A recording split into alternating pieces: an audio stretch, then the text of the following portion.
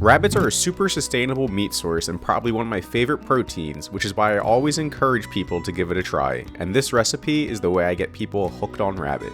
Though if you're still too squeamish about rabbit, you can definitely substitute the rabbit for chicken thighs in this recipe.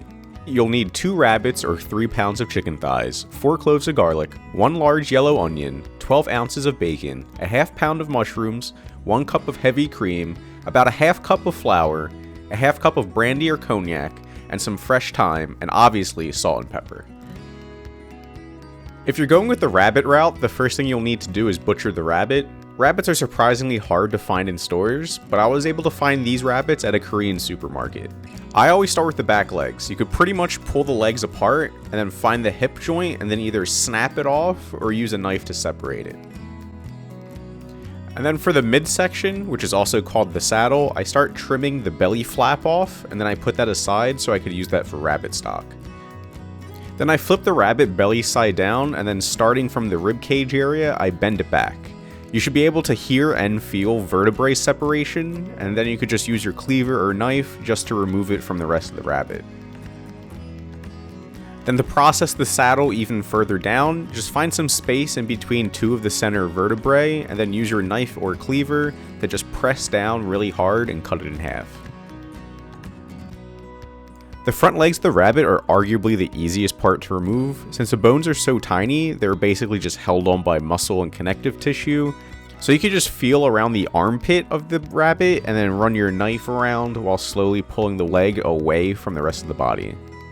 And like I said before, I use the scrap pieces to make rabbit stock, so none of this is going to waste. Then generously salt and pepper both sides of your rabbit and then set aside while you prep the rest of the ingredients.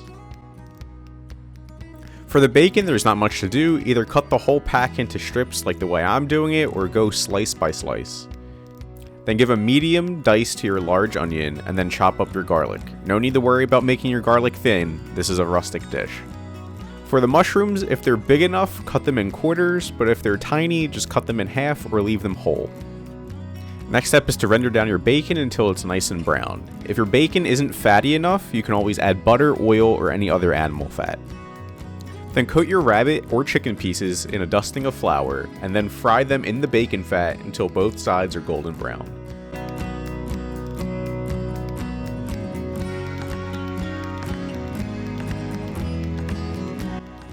Once both sides are brown, take the pieces out and then drop in your onions, garlic, and mushrooms. Saute them and sweat down for about 15 minutes, and then deglaze the pan with your cognac or brandy.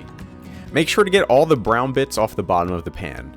If you want to cook the alcohol faster, either tilt the pan into the flame or use the lighter to ignite the alcohol vapors. Once everything is sweated down and bubbly, reintroduce your bacon, add some thyme, and then stir in your heavy cream. Once you see the sauce start to bubble, add in your rabbit or chicken pieces, and then add in your rabbit or chicken stock so that the meat is 3/4 covered. Put a lid on it, and then cook for about 90 minutes, and check on it every 15 minutes to make sure nothing's burning, and add more liquid if it's needed.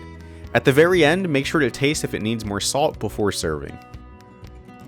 After cooking, just plate it up, either on its own or with some roasted potatoes or some egg noodles. Since this is a very beige dish, it's not very appealing to the eye, but I promise you, this will make you love rabbit. The meat is so tender, and I know it's a cliche, but it literally tastes like chicken.